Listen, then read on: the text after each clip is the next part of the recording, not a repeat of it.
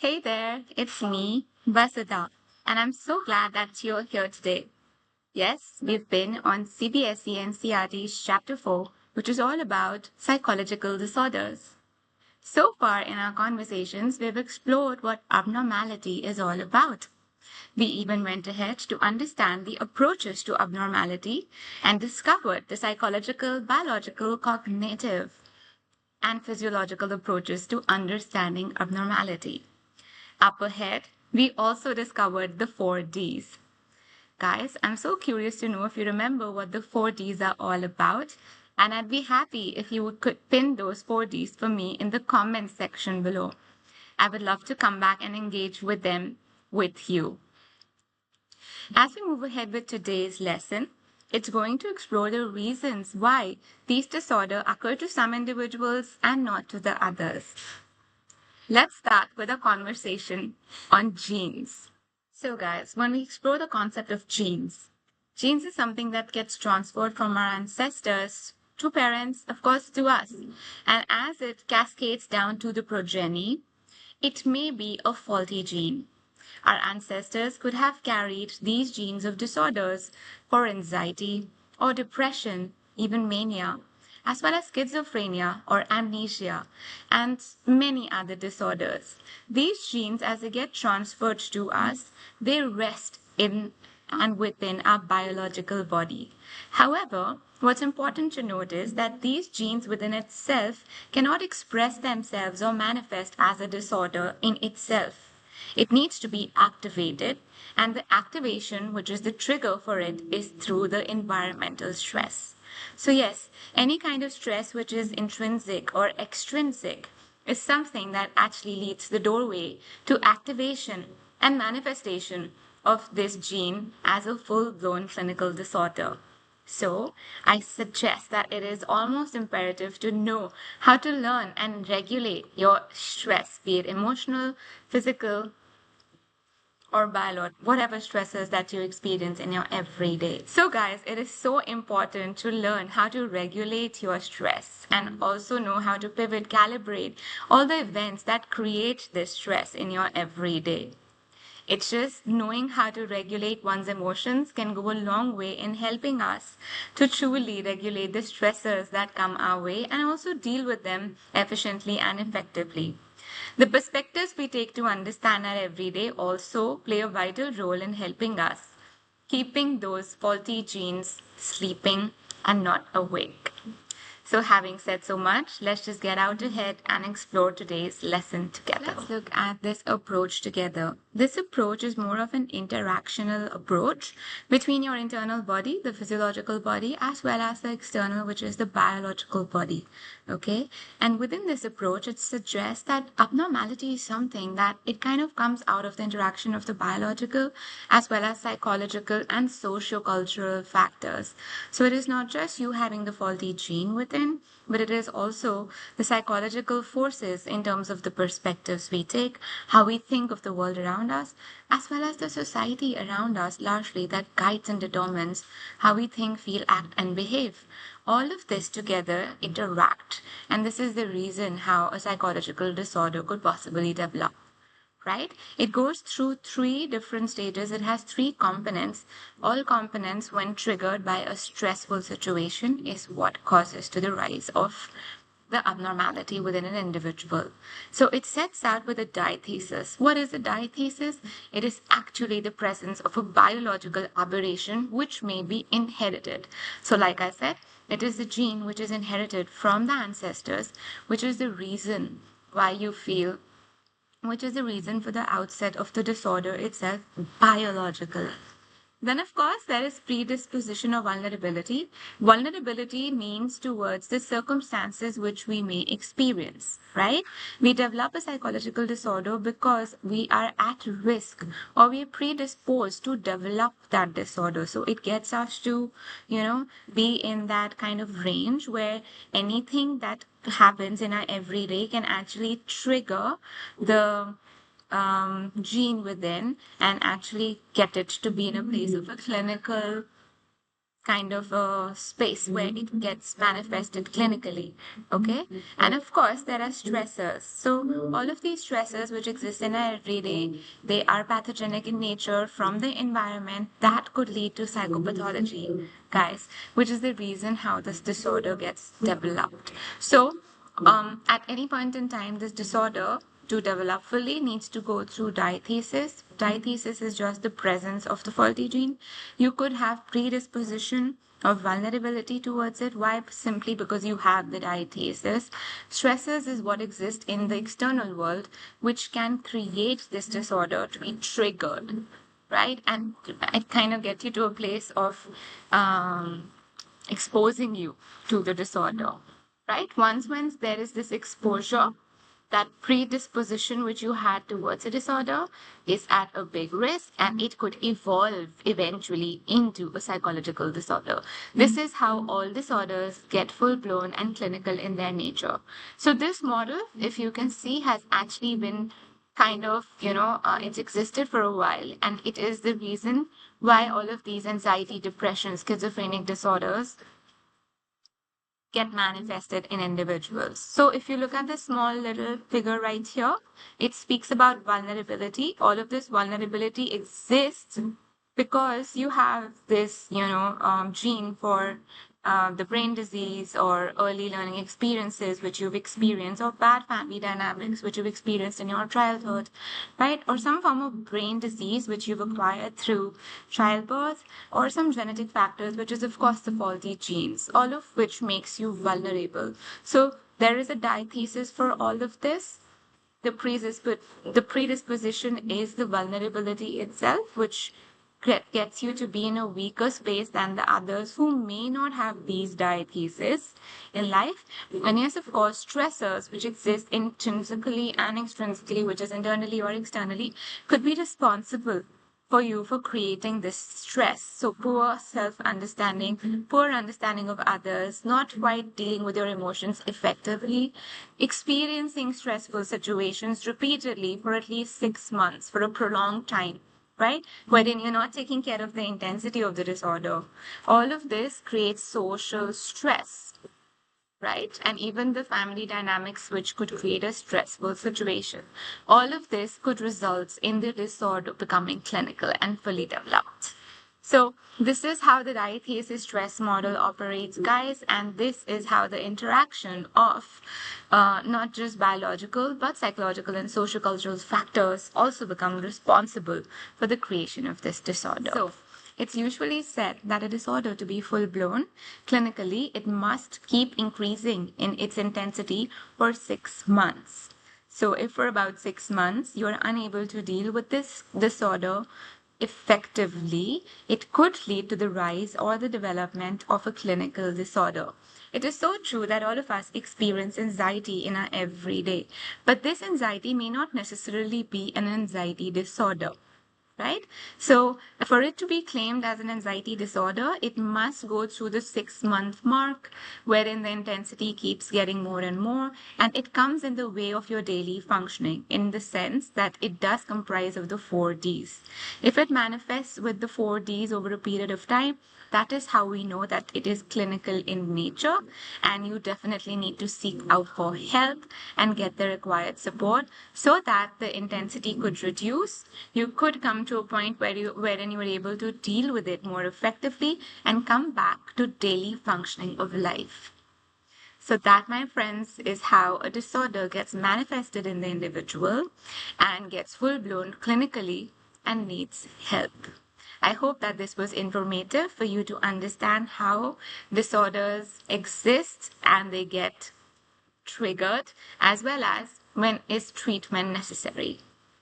Thank you for your focus, and we'll move on to the first set of disorders now. We're going to start with anxiety disorders. Let's go. Here is your true or false statement, guys. Is faulty parenting and maternal deprivation resulting in a psychological disorder? So could this be true?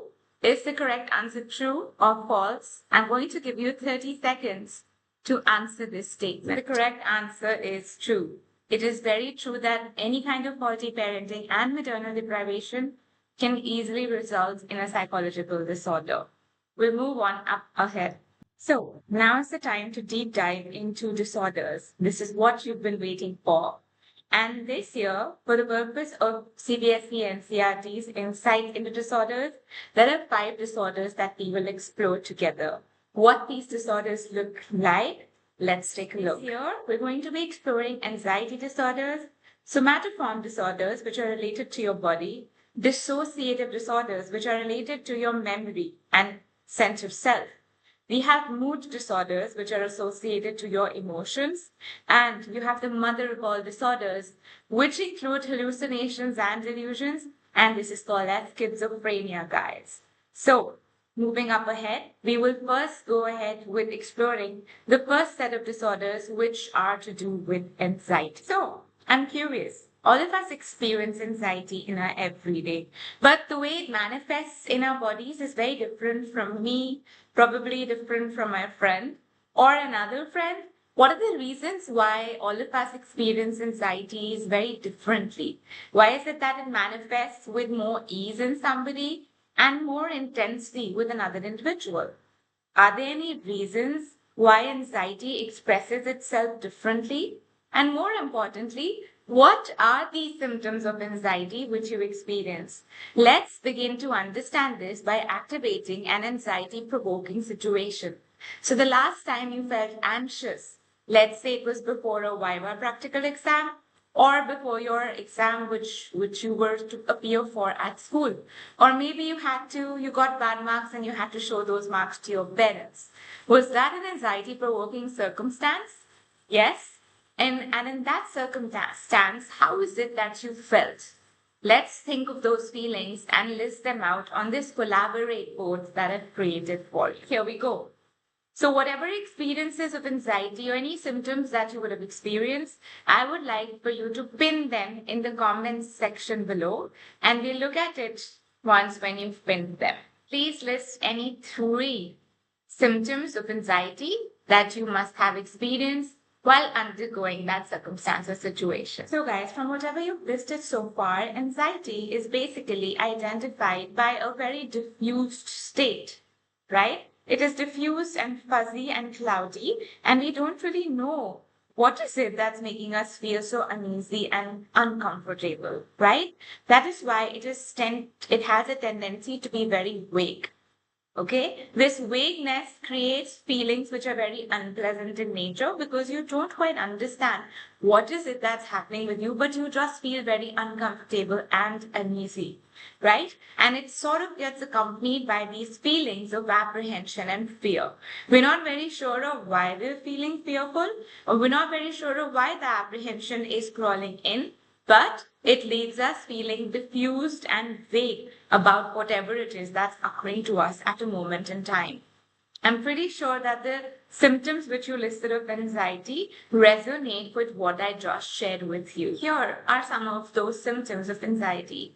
It often is accompanied by a rapid heart rate. There is shortness of breath, there is loss of appetite. You either actually want to eat too much or eat too little.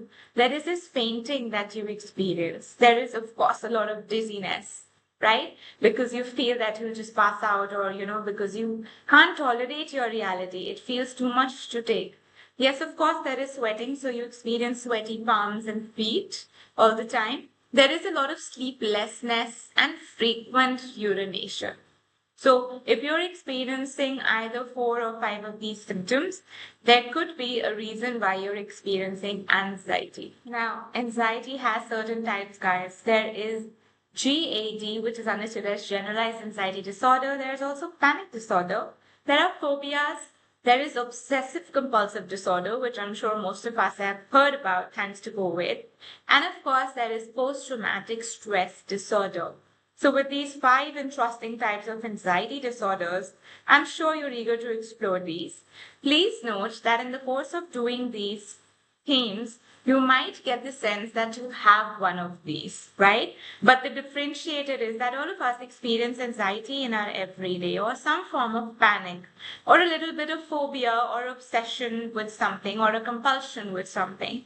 But it necessarily does not mean that it is a full-blown disorder. It could perhaps mean that it's got something to do with something which is a lot less clinical. right? When do we establish that something is clinical in its nature? Is only when it persists for more than 6 months and it has started to interfere with your everyday life. That means you're unable to cope with it effectively, and it's something that interferes and keeps you from doing what you do every day with more ease, right? This is when a disorder is said to be full blown, and it can move from everyday anxiety to clinical anxiety. So that's one thing you should take score of. Let's move up ahead. So guys, all of us actually experience panic, right? Panic is something that comes through with everyday circumstances. It could happen because you've misplaced your cell phone, or you've left it elsewhere, or you have simply forgotten to call a friend that you were supposed to, they really needed your help, or perhaps you had to tell something to your convey something to your parents and you completely forgot about that, or you had to bring a project and turn it in to your teacher on time and you simply forgot about it. So all of us experience some kind of panic in our everyday. Maybe not every day, but when we do, it often comes with certain symptoms. So, if you can last reckon when you experienced panic, what were the symptoms like? What did you really feel and experience in your own body? Let's take a moment to sink into those feels and list it out in the comments below. Have you ever come across a friend who is experiencing a panic attack? Or have you ever witnessed, not just witnessed, have you experienced the panic attack yourself? If any of these are true, I would also like you to take a moment to pin that in the comments for us below.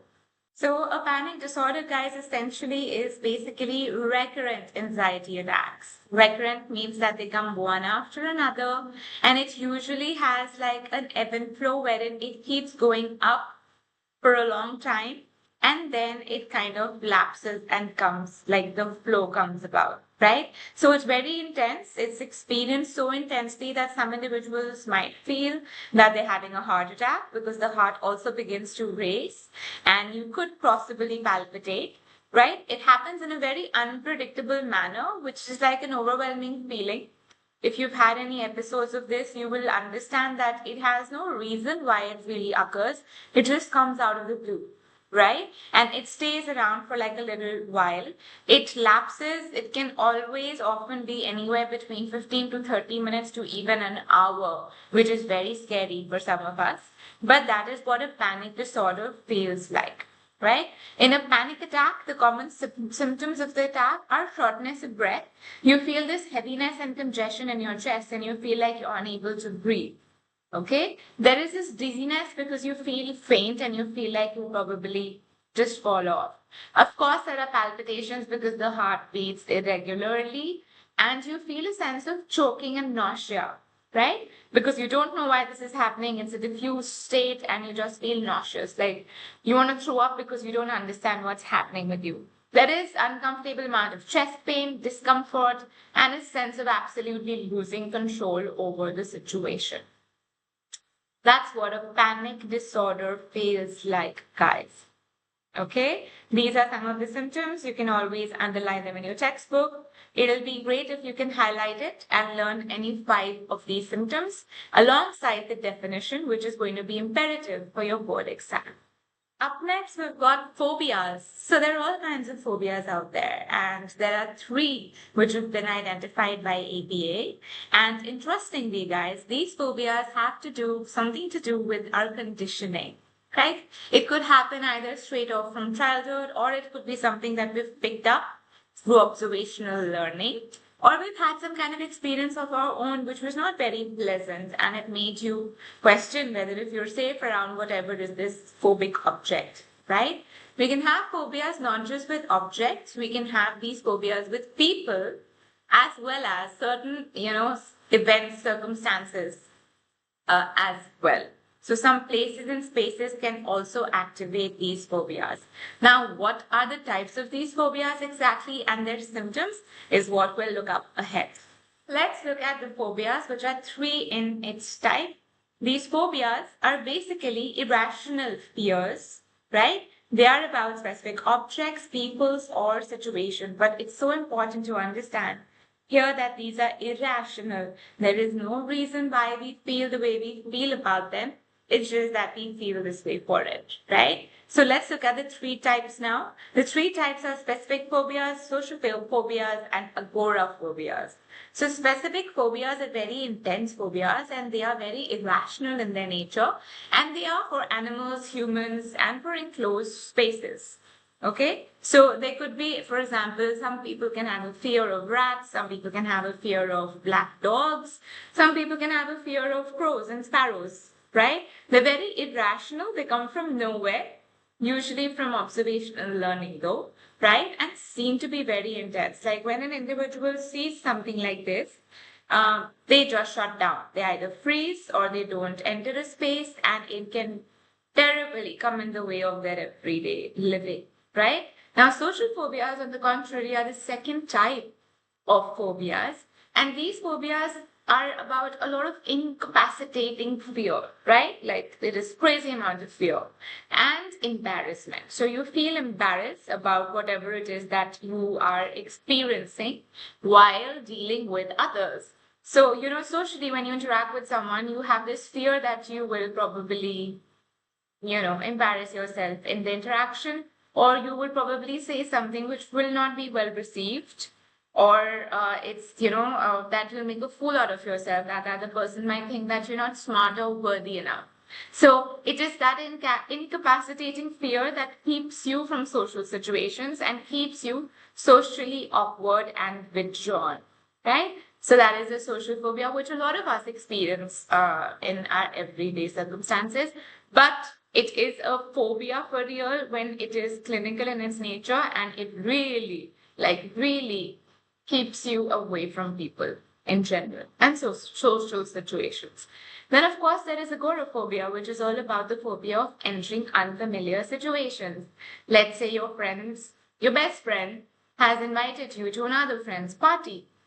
Although it has familiar faces, yet the situation being unfamiliar can leave you with the fear of not being able to cope with it effectively and therefore avoiding it at the same time. That is agoraphobia. You just avoid these circumstances because you're simply phobic to it, right? Of course, irrationally, but you've developed it over a period of time, either through an experience or a circumstance which you witnessed. So, my friends, these were the three types of social phobias. Up ahead, we've got OCD. OCD is called obsessive compulsive disorder. This is largely your inability to control preoccupation with specific ideas or repeatedly carrying out a particular act. Now, guys, this is just basically a very debilitating disorder wherein there is obsession and there are compulsions. So the obsession is what's in your mind, right? Your mind is constantly speaking out loud to you to act and do something in a certain way. And compulsion is the action which you take out behaviorally. So there is some amount of overt and covert actions which are taken out in the process, and it's like a repeated loop. You just go on over and over to do the same thing again, right? So the obsession is basically your inability to stop thinking about a particular idea or a concept. It's something that's very unpleasant, shameful, and it literally like consumes you. It takes over your entire existence, and that is the obsession. Right? You seem to be obsessed with that. It could be to do with a person, it could be to do with a thing, it could be to do with a task or an activity, it could be to do with calling somebody or texting someone. You're just obsessed with that one thing, right? And of course, there is compulsion. Compulsion is the action component of OCD, wherein you will want to get up and do what your mind is thinking about, ruminating about over and over. So it is that need to perform that certain behavior over and over again. That could be in the form of checking, counting, or washing. You know how with OCD people love to keep washing their hands? So the mind in form of obsession will keep telling you that, oh my gosh, your hands are dirty. Get up, go wash it. The compulsion will be the action of going to the restroom over and over and washing your hands with soap and water again and again. So I really hope that we're clear with the obsession and the compulsion aspect of OCD, and this has to be with the obsession being the mind and compulsion being the action. Okay, So this will always show up as a 2 marker where the definition will come for a 1 marker. So please make sure to highlight the definition, get in the keywords right, and write the definitions of obsession and compulsions clearly and carefully. It's also going to be great to pin in some amount of examples, because that always goes a long way in helping your examiner know that you've understood and applying psychology effective. So up next, we're going to explore generalized anxiety disorder. I'm sure you guys have wondered what generalized anxiety disorder is all about. Unfortunately, its generalized nature makes it feel more vague and diffused without giving any clarity to the one experiencing it as to what it is all about. This diffuse nature is what gets it overwhelming for the one experiencing it, and often comes with certain symptoms and characteristics, which is what we'll explore now. So when we look at this disorder can be explained through the definition with very interesting keywords here. The first one being prolonged. So generalized anxiety disorder is something that stays on for a prolonged period of time. That means for a long period of time. It's obviously vague, like I just told you, and it's unexplained. You simply don't know where it, popped on from. And because of the uncertainty of where it stemmed from, there is intense fear, because you just don't know what's happening with you. And because of the diffuse state, which is very vague, it just generates a surreal amount of fear inside of you. So what are the symptoms? The symptoms are two in its absolute nature. The first one is hypervigilance. Have you seen those people who are always, looking left, right, scanning the environment constantly? So what they're scanning the environment for is signs and symptoms of danger, right? So the hypervigilance is just the hyperactivity that they feel from constantly wanting to look around, see if there is potential harm or threat headed their way, and they try to catch these trends around. So that's the hypervigilance aspect of GAD. The second thing that's very prevalent in individuals experiencing a general anxiety disorder, is motor tension. So you'll often see these individuals being very shaky, very nervous, very tense, very unsure of what's happening, what's going on. Right? So the tension is very predominant in these individuals, and it's shown in their motor abilities, which is through their hands and legs. They're constantly fidgeting, they're constantly moving, they can't stay put in one place at all. So that's what generalized anxiety disorder looks like, guys. And these are the two main characteristic features alongside their explanations for the same. I want you to underline all of these characteristics in your textbook and also highlight these important features. With this, we're headed to the last disorder within the anxiety disorders. As we move along the spectrum of anxiety disorders, we head towards the last set of anxiety disorders, which is to do with PTSD.